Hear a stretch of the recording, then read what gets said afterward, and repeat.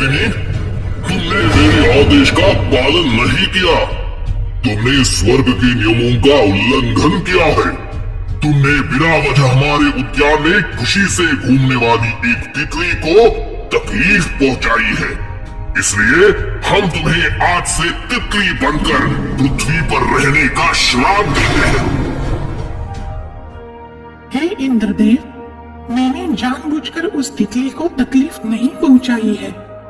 मैंने मेरे उपयोग के लिए जो शहद का कुंभ भरकर रखा था, उस पर वह तितली बैठ गई तो मुझे गुस्सा आया और मैंने गुस्से में आकर उस तितली को बस उड़ाने की कोशिश की, पर मेरे उत्तरीय का झटका जोर से लगा और उसका एक पंख टूट गया। महाराज, मेरा इरादा उसे तकलीफ पहुंचाने का बिल्कुल नहीं था। आप कृपया मेरा श्राप वापस ले लीजिए। ठीक है कि तुम्हारा इरादा उसे तकलीफ पहुंचाने का बिल्कुल नहीं था, पर इतनी छोटी सी बात पर इतना गुस्सा, ये भी ठीक बात नहीं।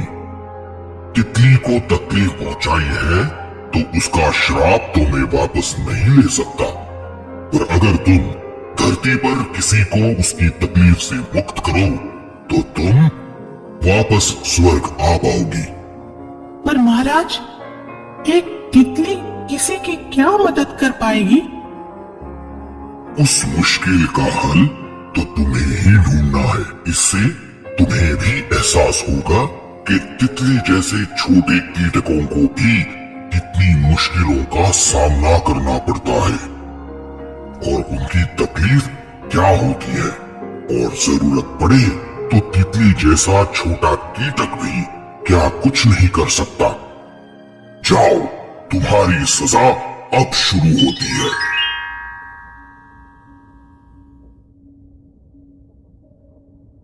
तुम हमारे लाडले किशन को ऐसे कैसे भूल कर आ सकते हो?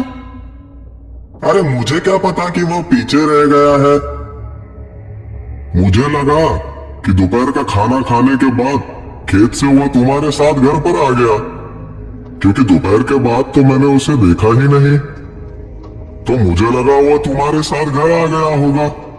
अरे नहीं, वह मेरे साथ नहीं आया। जब तुम खाना खा रहे थे तो किशन वहीं कहीं खेल रहा था। मुझे लगा आपको पता है और वह आपके साथ शाम को घर आएगा, तो पता नहीं अकेला कहाँ गया होगा और पता नहीं अकेला कैसे घर आएगा।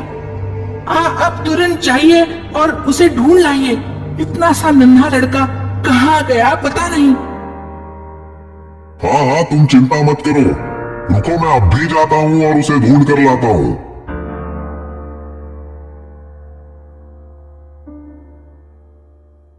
अरे मैं कहाँ आ गया?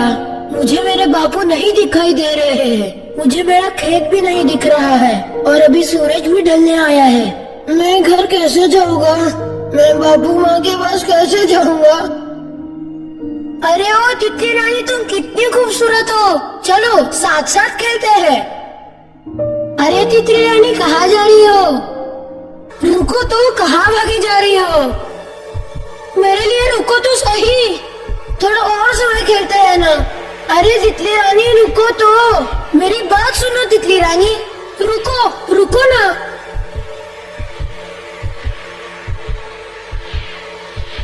मैंने किशन को सब जगह ढूंढा, पर किशन कहीं मिला ही नहीं। पता नहीं कहाँ गया होगा नन्ना। क्या करे, कहाँ ढूंढे उसे? हे भगवान, इस बच्चे को अब ढूंढे तो कहाँ ढूंढे? अब समझ में ही नहीं आ रहा है कि क्या हुआ, कहाँ खो गया मेरा लाडला।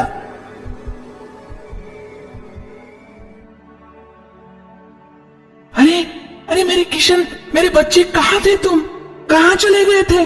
और तुम्हें घर का रास्ता किसने बताया?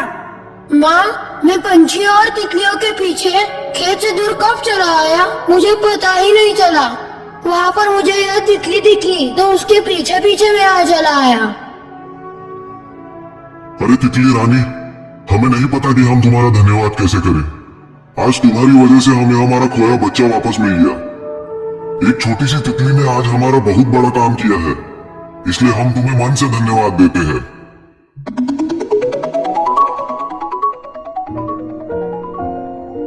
मैं हमेशा यही तुम्हारे आंगन में ही घूमती रहती थी।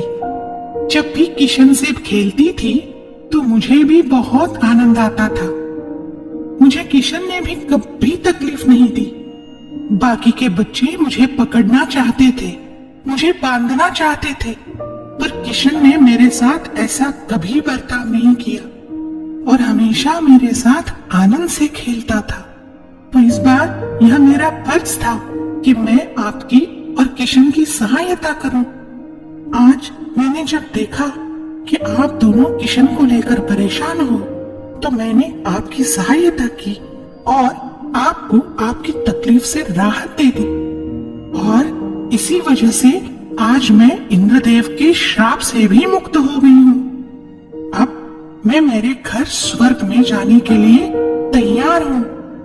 मुझे तितली से वापस परी बनने में आपकी और किशन की सहायता मिली, यह मैं कभी नहीं भूलूंगी।